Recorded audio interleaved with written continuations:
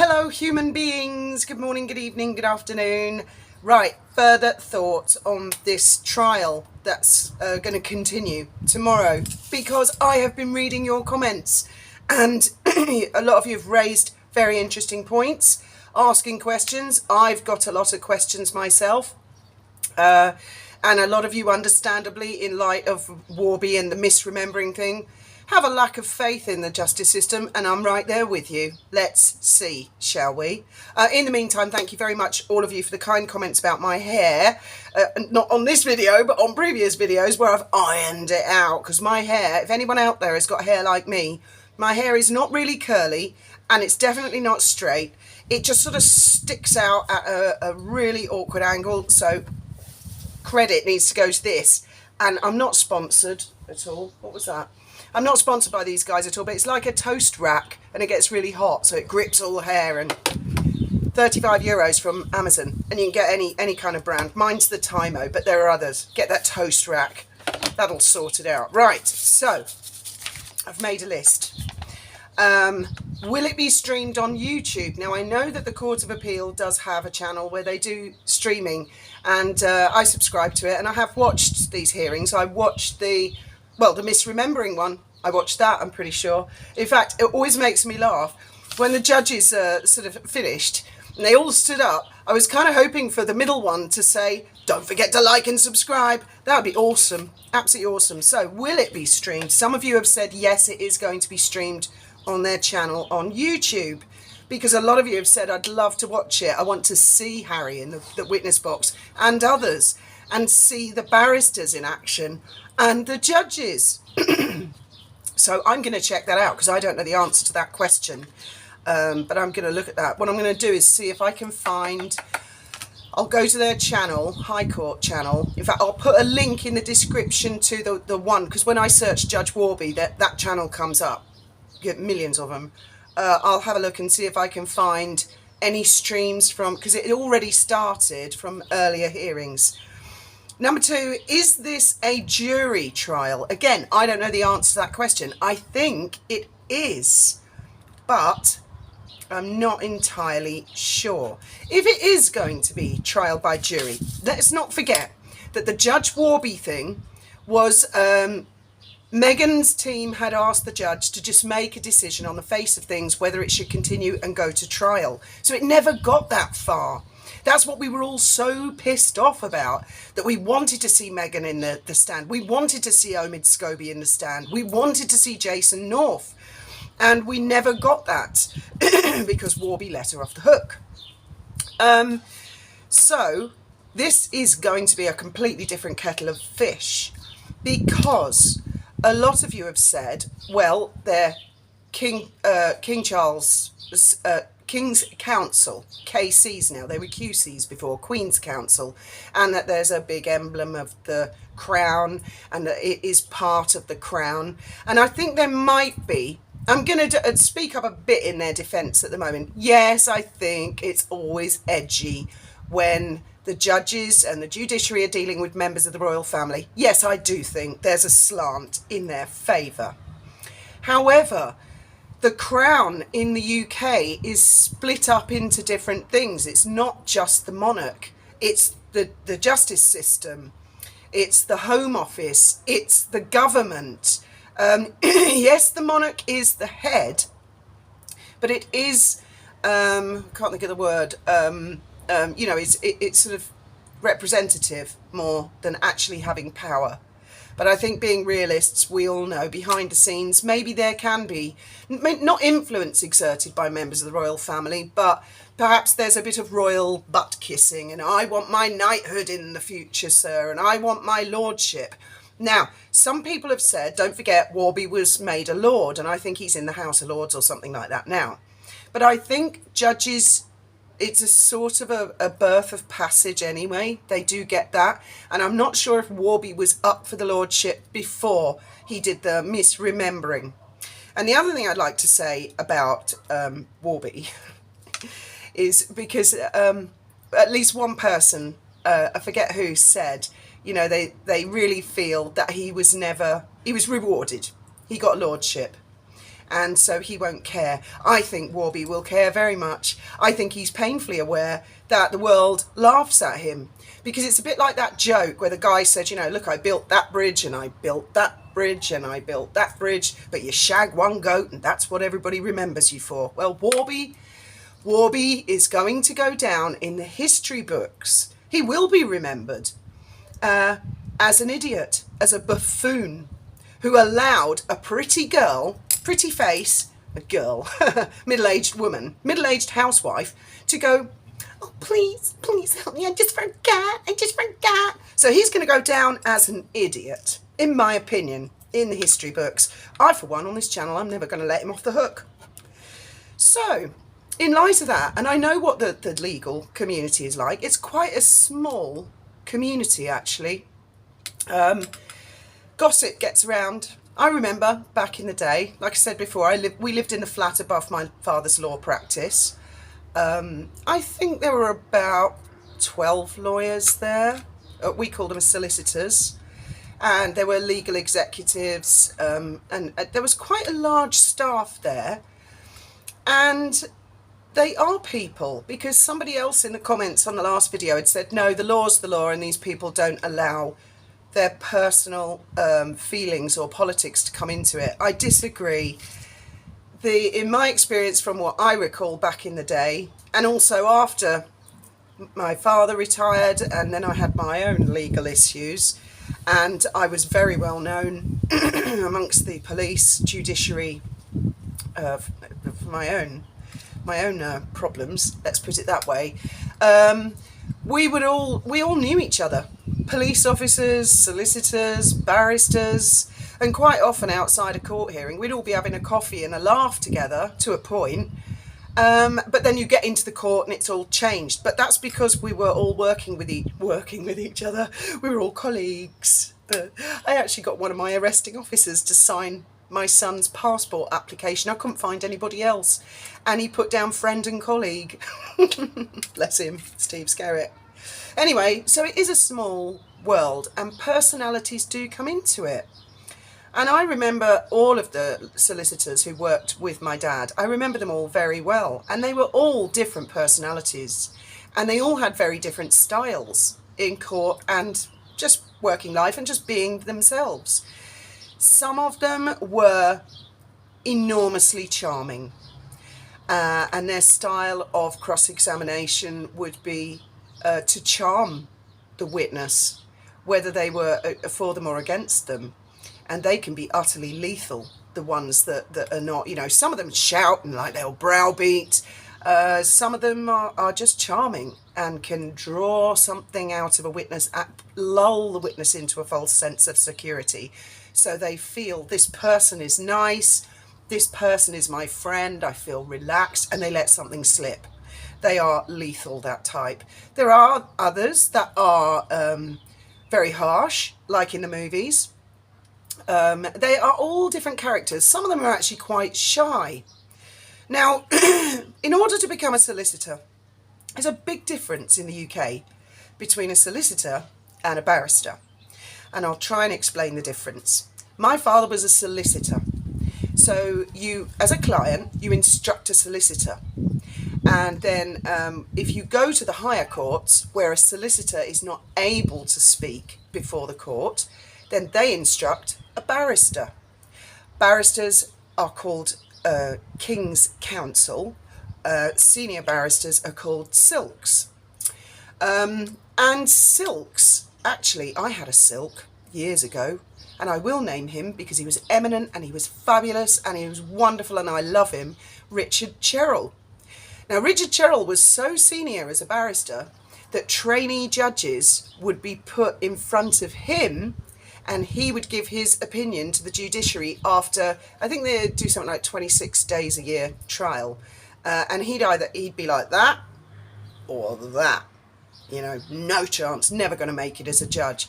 So in a way, some of the judges are actually quite nervous appearing before some of the barristers. Now, to become a solicitor, I don't know how you do it these days, but in the olden days, my father did apprenticeship. Some people do a degree and then they qualify with the Law Society. And it's lots and lots of learning. It's really knowing what law to look up and where. But even when someone has done all of that training, it doesn't guarantee they're going to be a great solicitor. Because to be a great solicitor requires not only the qualifications, but the right type of personality.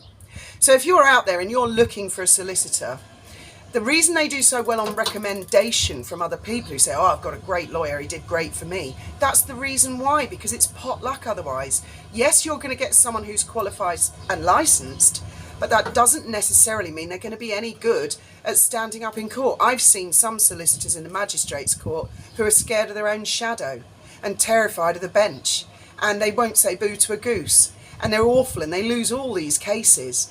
And yet I've seen others that are like ferocious, and others that are charming, and others that are really good at reading the room, but it's pot luck what personality. Now for me, the biggest difference with barristers is they go through a completely different type of training. They all have to join one of the inns, you know, it's Gray's Inn, Inner Temple, I can't remember all the names. And a big part of training to become a barrister is they have a member of the judiciary that they have to find to be their mentor, and they actually have to attend several piss-ups. I mean, they are piss-ups. I know all this because I looked into becoming a solicitor and I looked into becoming a barrister. They actively encourage them to go to these social events. They don't like it if they're teetotal and they don't drink anything. They like to see them get drunk to observe them under the influence of alcohol. They like them to be outrageous. Barristers tend to be very theatrical characters, big personalities, and a large part of that is because they are performing in front of a jury. And what I often heard barristers saying while we were having a cup of tea with the coppers outside, everybody was going, have I lost the jury? No, I think I had them. I could see all their little faces going, or no, that's a bad sign. And my barrister, Richard Cherrill, actually put his foot up in front of the jury, and he'd be like really close to them and looking at them and chatting to them. And he was very flamboyant, and he won just about every single case. Very, very good barrister. So when people are worried that the court might have given him give Harry an easy time, or they might think King Charles is going to somehow exert pressure on the court to give him an easy time. Yeah, I get where you're coming from, because the Judge Warby thing, I mean, that shocked the knickers off me that the idiot did that misremembering thing. But a Silk who's representing the defence, they don't care about kissing royal butt.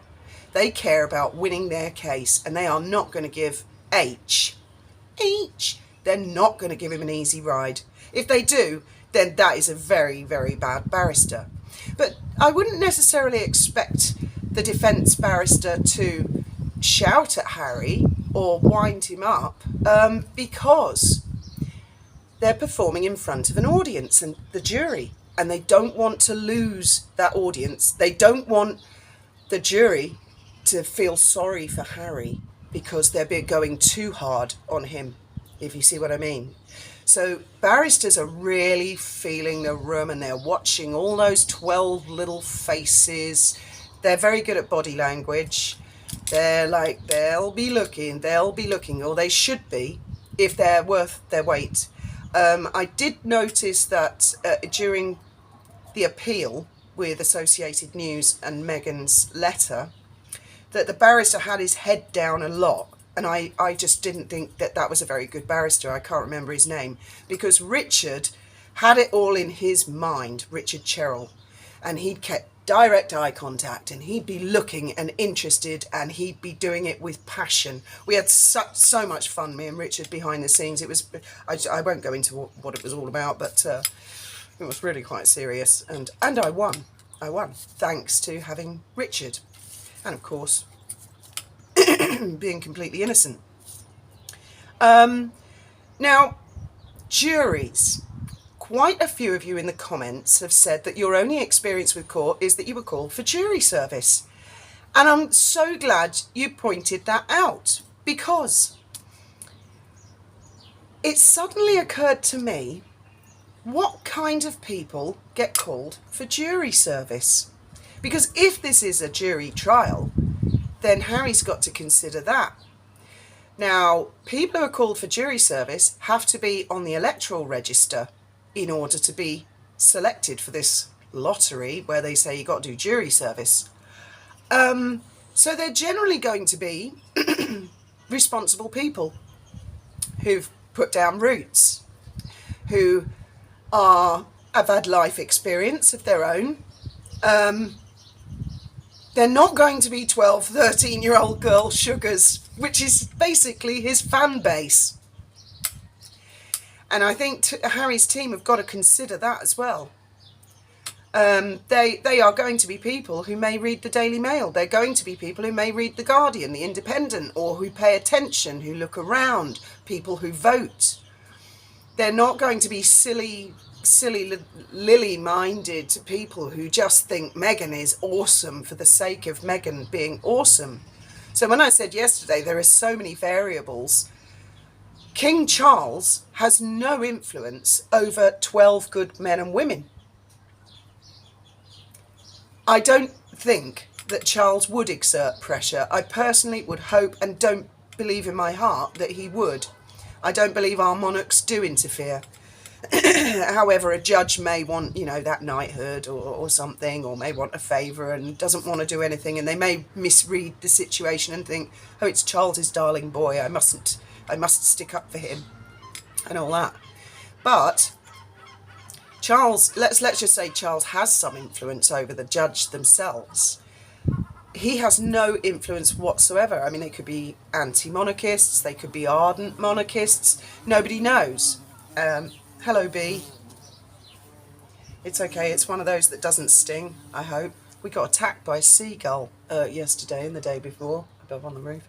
And there's no nests around it, I don't know what was the matter with it.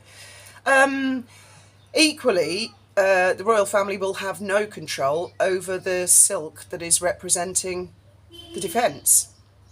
They will have no control over that. The job of the silk of the defence will be to get Harry to, I mean, they're supposed to be instruments of God, and get the witness to tell the truth. That's the theory, that they're there to make sure that the truth comes out, whether it hurts their case or not.